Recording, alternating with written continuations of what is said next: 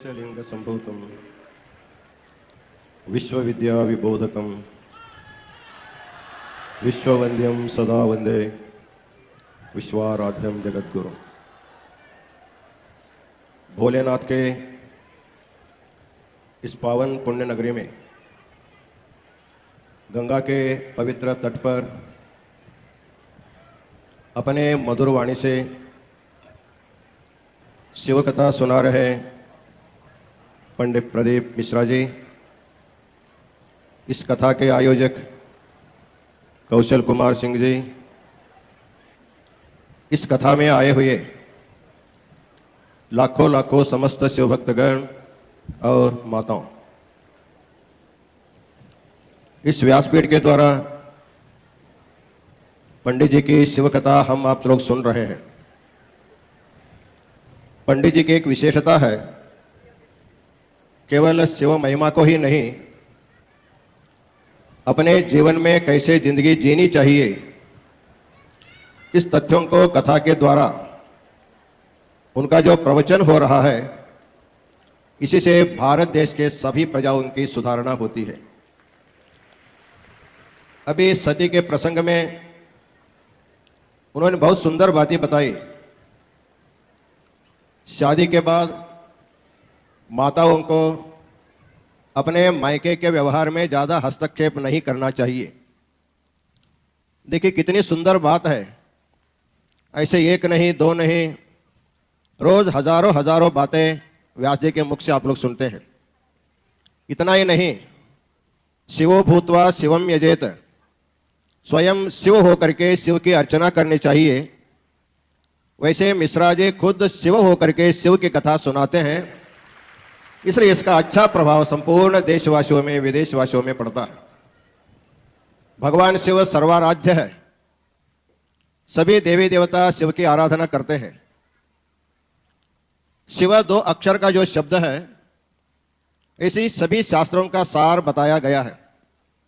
विद्यासु श्रुतिरुत्कृष्टा रुद्रैकादशनी श्रुतौ तत्र पंचाक्षरी मंत्र शिवैत्यक्षर द्वयम्। एक बार सभी देश के विद्वान बैठ करके विचार किया, 64 प्रकार के विद्याएं हमारे देश में हैं, उनमें सबसे श्रेष्ठ विद्या कौन सी? तो निर्णय लिया गया जो वेद विद्या है सबसे श्रेष्ठ मानी जाती है। तब विद्वान लोग वेदों का अध्ययन करना प्रारंभ किया, लेकिन वेदों का अध्ययन करने का अधिकार सबको भी नहीं है और सब कर भी नहीं सकते हैं। जिसको संपूर्ण वेदों का अध्ययन करना संभव नहीं है, उनके लिए उसका सार क्या है? तब बताया गया रुद्रैकादशनी श्रुतौ, चारों वेदों का अध्ययन करना संभव नहीं है। उस वेद का एक भाग है रुद्री। एक बार रुद्री का पठन करने से भी सारी विद्याओं का अध्ययन का फल मिल जाता है। बहुत से लोग रुद्री का पाठ करने लगे। बाद में फिर लोगों का एक सम्मेलन हुआ, रुद्री का पाठ भी सबको संभव नहीं है, उससे सार क्या हो सकता है? तब रुद्र का संपूर्ण चारों वेदों का सार निकाला गया। तत्र पंचाक्षरी मंत्र, उसमें जो ओम नमः शिवाय अथवा नमः शिवाय जो मंत्र है, वो सभी विद्याओं का सार बताया गया। बाद में और लोगों ने विचार किया, इतना बड़ा मंत्र भी यदि किसी को बोलने नहीं आता, उसके लिए क्या होगा? तब कहा गया शिवैत्यक्षर द्वयम्, केवल शिव शिव दो अक्षर का जप करने से भी 64 विद्याओं का अध्ययन का फल मिलता है।